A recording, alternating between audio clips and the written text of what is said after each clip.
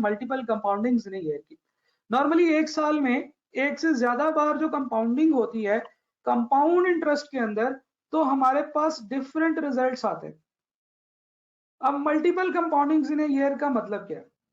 देखिए पाकिस्तान के अंदर मैं आपको एग्जांपल से समझाने की कोशिश करता हूं कि पाकिस्तान में फर्ज करें कि 15 बैंक्स है, 15 डिफरेंट टाइप के बैंक्स हैं, और ये तमाम बैंक्स चाहते हैं कि लोग इनके पास अपने पैसे डिपॉजिट करवाएं, राइट, ताकि वो उन पैसों को यूज कर सके। बैंक पैसों को कैसे यूज करता है वो हमारी डिस्कशन नहीं है, लेकिन अक्सर बैंक्स आपने देखा होगा कि मशहूरियां बनाते हैं कि वो कहते हैं कि जी दिल में अकाउंट खोलें। असल में वो दिल में नहीं, बैंक में अकाउंट खोलना होता है, और बैंक में अकाउंट इसलिए खोलें कि बैंक वालों के पास पैसे आएंगे।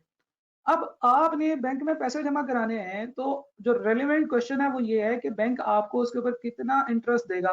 क्यों? क्योंकि अगर आप बैंक को पैसे दे देंगे तो बैंक तो आपके पैसे इस्तेमाल कर लेगा, वो तो आपको उस दोस्त की तरह हो जाएगा जिसने 1000 रुपया लिया था और 1000 रुपये ही वापस कर दिया था। तो जनाब बैंक वाले जो है ना वो करते हैं कि जनाब आप हमें पैसे दें तो हम आपको इंटरेस्ट देंगे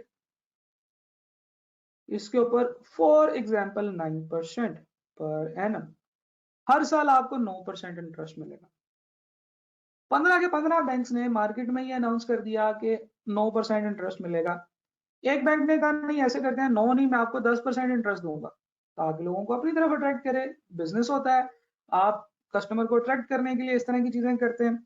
अच्छा जी, हम लोग बात कर रहे हैं जनाब कि बैंक वालों ने अब इंटरेस्ट रेट बढ़ाना शुरू किया। एक बैंक ने कहा जी मेरे से 10% ले लो, एक ने कहा भाई 11% ले लो, ऐसी की तैसी दूसरे बैंकों की, एक ने कहा जी 15% ले लो।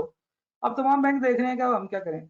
जिस बैंक ने 15% ऑफर कर दिया, हो सकता है कि वो एक बहुत ही अमीर तरीन आदमी का बैंक हो, और उसे पता है कि अगर मैंने 3 साल तक 15% इंटरेस्ट ऑफर किया तो बाकी बैंक इसको ऑफर नहीं कर सकेंगे, तो वो सारे बैंक बंद हो जाएंगे। तो यहाँ पे आता है इन सब का बड़ा भाई state bank of Pakistan. Example समझा रहा हूँ। उसने कहा भाई क्या कर रहे हो? इन्होंने कहा जी कि सर आपस में जो ना वो हम लड़ रहे हैं, कोई कोई रेट देता है, कोई कोई रेट देता है। बैंक कहता है तुम लोगों की ऐसी की तैसी, कोई बंदा 11% से ज्यादा रेट नहीं देगा। ठीक है ना? स्टेट बैंक ऑफ पाकिस्तान जो है वो पाकिस्तान का बैंक है, और उसने तमाम बैंक्स को जो है ना वो चेक एंड बैलेंस रखना होता है। तो उसने कहा कि जी 11% से बड़ा कोई बैंक इंटरेस्ट रेट नहीं देगा। अब तमाम बैंक्स जो है ना वो फिर दोबारा बराबर आ गए। तो बैंक्स ने क्या किया, इन्होंने एक नई चीज सोची कि चले भाई स्टेट बैंक ऑफ पाकिस्तान वाले भाई तो चले गए, इनकी बात को भी मानना है। तो 11% की जगह पे जो पर एनम इंटरेस्ट था, इन्होंने कहा कि आपको साल में कंपाउंडिंग जो है वो मल्टीपल टाइम्स कर दी जाएगी।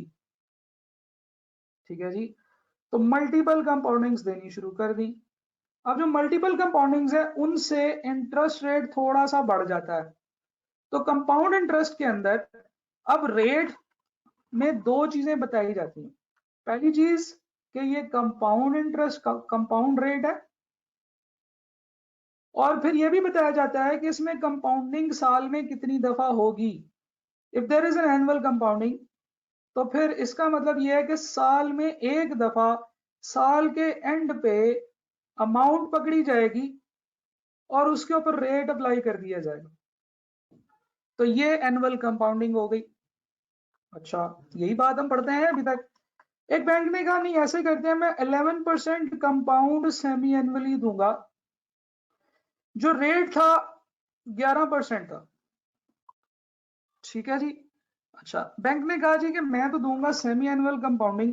ये जो 11% रेट है ना, ये मैं दो दो दफा करके दे दूंगा। पहली दफा मैं आपको 5% दूंगा, 5.5%, और दूसरी दफा अगले 6 महीने गुजरने के बाद दोबारा 5.5% दे दूंगा। क्या ख्याल है? दोनों में फर्क तो कोई नहीं है ना, कि एक ने 11% इकट्ठा दे दिया, दूसरे ने कहा कि पहले 6 महीने गुजरेंगे मैं आपको 5.5% इंटरेस्ट दे दूंगा, और फिर उसके बाद जो है ना वो अगले 6 महीने गुजरने के बाद दोबारा आपको 5.5% इंटरेस्ट दे दूंगा। स्टेट बैंक ने कहा अच्छा चलो तुम्हारा भी टोटल 11% ही बनता है, चलो जी चिल हो गए। लेकिन यहाँ पे एक डिफरेंस अराइज होता है। अब इन दोनों में फर्क समझने की कोशिश करते हैं कि कैसे जो है ना ये interest rate compounding multiple compounding आपको बेनिफिट देती है। एक अमाउंट लेते हैं जनाब, और एक साल लेते हैं।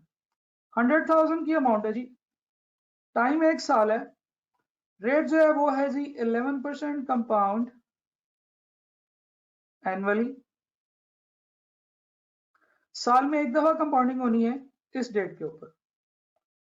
तो इस पूरे के पूरे साल के एंड पे आप अमाउंट पकड़ेंगे एक 100,000 की। इसको मल्टीप्लाई करेंगे 11% के साथ, और टाइम जो होगा कितना होगा जी, 1 ईयर। तो आपके पास ये बनेंगे जी 11,000 रुपए का आपके पास इंटरेस्ट बन जाएगा, इज इक्वल टू PRT। अगर हम बात करें ये कंपाउंड इंटरेस्ट के फॉर्मूले से भी कर लें, सेम ही बनेगा। क्यों? क्योंकि दोनों सेम ही है, पहले साल में दोनों का इंटरेस्ट सेम आता। अच्छा, ये बन गए 11,000 रुपए। तो ये जो टोटल 1,00,000 रुपए थे, ये 1,11,000 रुपए बन जाते हैं अगर कंपाउंड एनुअली हो। अब दूसरी बात करते हैं, अगर कंपाउंड सेमी एनुअली हो, साल में 2 दफा आपको 5.5% इंटरेस्ट मिलने वाला। साल शुरू हुआ, 6 महीने गुजरे, आप यहाँ पे रुके, आपने कहा अच्छा जी 1,00,000 रुपए के ऊपर 5.5% के हिसाब से जो है ना वो रेट लगा लेते हैं, तो वो इंटरेस्ट बना जी 5,500 रुपए का। अच्छा, 5,500 रुपए का इंटरेस्ट बन गया।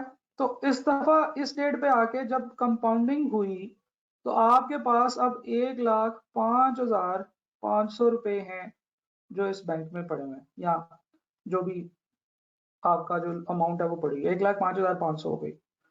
फिर और 6 महीने गुजरे, आपने अब कहा कि 1,05,500 के ऊपर 5.5% रेट लगाएं, तो ये कितना बनता है जी? आप जरा कैलकुलेट कर लें, मैं भी कर लेता हूं। 105,500 मल्टीप्लाई बाय 0.055, 5,802 रुपए। तो ये बने जी 5,802 रुपए। अब जब आपने इसको जमा किया 105,500 के साथ, तो ये बन गए 1,11,302 रुपए। तो जनाब हुआ ये कि जब रेट सेम 11% है, एक दफा साल में कंपाउंडिंग होगी तो अमाउंट कम बनेगी। अगर साल में 2 दफा कंपाउंडिंग होगी तो रेट 5.5 5.5 11 ही है, लेकिन जो उसके पैसे हैं वो थोड़े ज्यादा बन जाते हैं। तो बैंकों ने अब इसके ऊपर खेलना शुरू कर दिया कि कोई बैंक जो है वो कंपाउंड सेमी एनुअल आपको इंटरेस्ट देता है, और कोई बैंक जो है वो आपको एनुअल इंटरेस्ट देता है। बहरहाल आपको क्वेश्चन से ये अगर ये चीज समझ में दिक्कत हो रही है तो कोई मसला नहीं है, आप सिंपल ये देख लें कि जनाब अगर कंपाउंडिंग साल में एक दफा होगी तो आपके पैसे कम बनेंगे। अगर साल में एक से ज्यादा दफा कंपाउंडिंग होगी, कंपाउंडिंग का मतलब ये होता है कि आप रुकते हैं, आप उस डेट पे इंटरेस्ट कैलकुलेट कर लेते हैं, और उस इंटरेस्ट को कैलकुलेट करने के बाद आप प्रिंसिपल का पार्ट बना देते हैं। तो this is what we call compounding. Compounding is actually कि आप एक डेट पे खड़े होके उस डेट पे इंटरेस्ट कैलकुलेट करते हैं, उसे प्रिंसिपल का पार्ट बना देते हैं। अब we can go on for further examples कि जनाब अगर हम लोगों ने 1,00,000 रुपए लिया है और उस 1,00,000 रुपए के ऊपर हम लोग साल में 2 दफा नहीं बल्कि 4 दफा कंपाउंडिंग करते हैं, तो हम 3 महीने गुजरेंगे, यहाँ पे इंटरेस्ट काउंट करेंगे, उसको प्रिंसिपल में ऐड कर देंगे, फिर और 3 महीने गुजरेंगे, फिर यहाँ पे इंटरेस्ट करेंगे, उसको ऐड कर देंगे, फिर एक और 3 महीने गुजरेंगे, फिर और 3 महीने। तो इस तरीके से जब आप मल्टीपल कंपाउंडिंग्स करते चले जाते हैं तो आपका जो रेट है वो सेम रहते हुए आपको फायदा ज्यादा मिलना शुरू हो जाता है। तो बहरहाल अगर ये चीज आपको समझ नहीं भी आई तो this is not going to be an issue, क्योंकि आपने क्वेश्चन में ये देखना है कि क्वेश्चन के अंदर क्या वर्ड लिखा हुआ है। If it is an annual compounding तो आपने एक फैक्टर कैलकुलेट करना है, जिसे कहते हैं कि साल में कितनी दफा कंपाउंडिंग होगी। तो अगर एनुअल कंपाउंडिंग है तो साल में एक दफा कंपाउंडिंग होगी, अगर हाफ ईयरली कंपाउंडिंग है तो साल में 2 दफा, अगर क्वार्टरली कंपाउंडिंग होगी तो क्वार्टर साल में कितने होते हैं, 4 होते हैं, अगर मंथली कंपाउंडिंग का वर्ड लिखा होगा तो साल में 12 मंथ्स होते हैं। डेली कंपाउंडिंग वैसे तो बहुत कम इस्तेमाल होती है, लेकिन फाइनेंस में हम साल 360 दिनों का लेते हैं, और कंटिन्यूअस कंपाउंडिंग के केस में हम उसे कहते हैं कि ये इनफिनिट कंपाउंडिंग है। आपने कुछ भी नहीं करना, आपने क्वेश्चन में ये देखना है कि अगर कोई compounding more than once in year है तो आपने एक फैक्टर फाइंड आउट करना है, और जहां जहां पे जिस जिस जगह पे फॉर्मूला में आपको आर नजर आ रहा है उसको एन से डिवाइड कर देना, और जहां पे टाइम नजर आ रहा है उसे एन से मल्टीप्लाई कर देना। यानी कि अभी तक हमने कंपाउंड इंटरेस्ट के 2 फॉर्मूले पढ़े हैं, S is equal to P into 1 plus R power T पढ़ा है। तो अगर मल्टीपल कंपाउंडिंग्स हैं तो आपने n निकाल लिया, r divided by n, t into n कर दिया।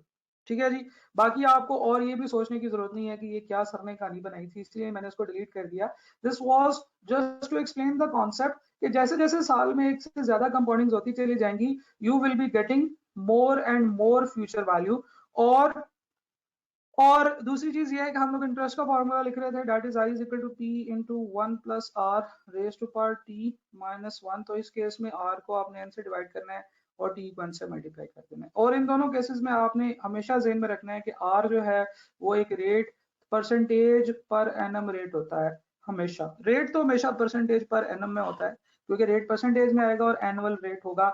हाँ, कंपाउंडिंग क्या है, कंपाउंडिंग मंथली है तो फिर आप एन 12 रखेंगे, कंपाउंडिंग क्वार्टरली है तो एन 4 रखेंगे। तो ये 3-4 डिफरेंट सिनेरियोज है जिनको आप याद करके फॉर्मूला की अंडरस्टैंडिंग ले सकते हैं।